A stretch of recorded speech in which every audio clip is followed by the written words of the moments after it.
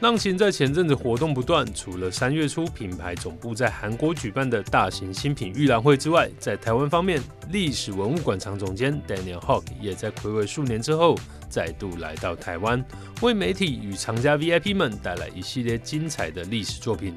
纵观来看，不难发现复刻是这几年浪琴很重要的方向，而品牌背后强大的历史底蕴，就是支撑这一个方向的重要根基。这次就由 Daniel 为我们介绍几枚珍稀馆藏，快速了解浪琴的精彩历史。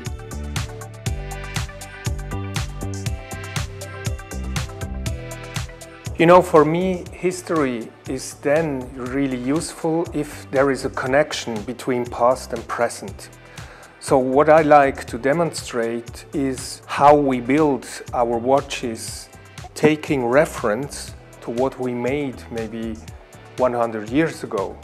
And sometimes it goes as far back as 100 years. For instance, when we look at this timer that measures 1/100th of a second. This type of instrument for the professional timekeeping, Longines developed for the first time as early as in 1916.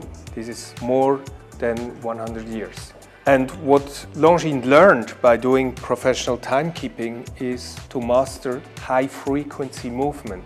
Because this movement on this stopwatch that I just showed to you has a frequency of 360,000 vibrations per hour. If I take a stopwatch like this one, again a high frequency movement, a chronograph with split-second function, this kind of watches inspired us to use high frequency on models like the Ultra Chron, the diver Ultra Chron that Longines launched in 1968.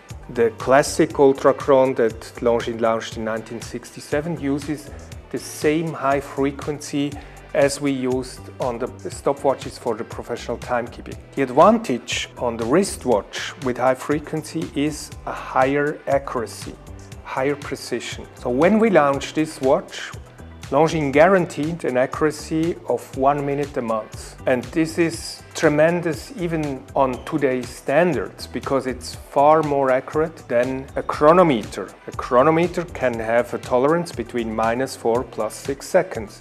And that's where the name comes from.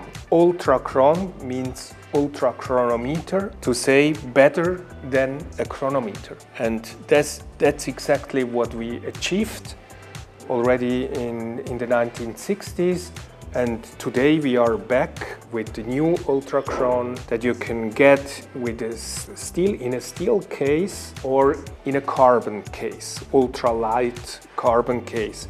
They use the same specifications, so the high frequency movement beating 10 times a second. This is just to explain that we don't come out of the blue. When Longines launches new models, they often take reference to our heritage. And the Longines heritage is very different to many other watch brands in two ways. First of all, we are doing more than 100 years professional timekeeping. And second, we're doing for more than 100 years special instruments for pilots and navigators. Like, for instance, this very nice pilot's chronograph from 1937 with turning bezel. Longines called that feature the starting time indicator. So you have an indicator that you could align precisely to the minute hand, and then you knew your parting time, the time of takeoff. The layout of this watch, although it's from 1937, still looks quite contemporary. The proportions are perfect. You have this black matte dial and radium numerals so that the pilot can read time even on night flights. It's always our aim to develop timepieces that have a certain meaning.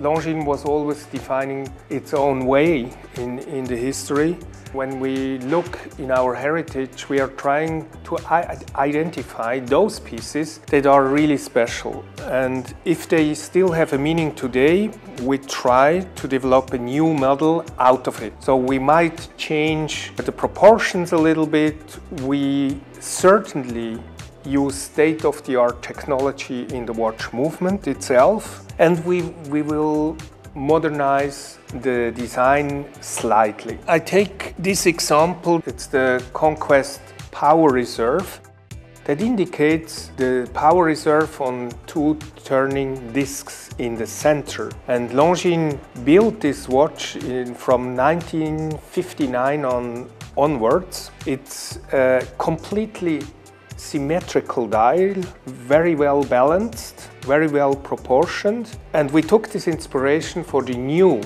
Conquest Power Reserve that has the same features, that is also indicating the power reserve with two turning discs in the center, which has the advantage that you can immediately see how the discs are turning when I wind the crown. The new model is a bit updated in terms of design. The size is a little bit larger than this old model, but it shares the same roots, the same basic features. The movement itself has, for instance, a better power reserve. At that time we were about at 45 hours. Today we are on 72 hours power reserve. Or we have today a silicon balance spring, which gives us a better accuracy and is anti-magnetic.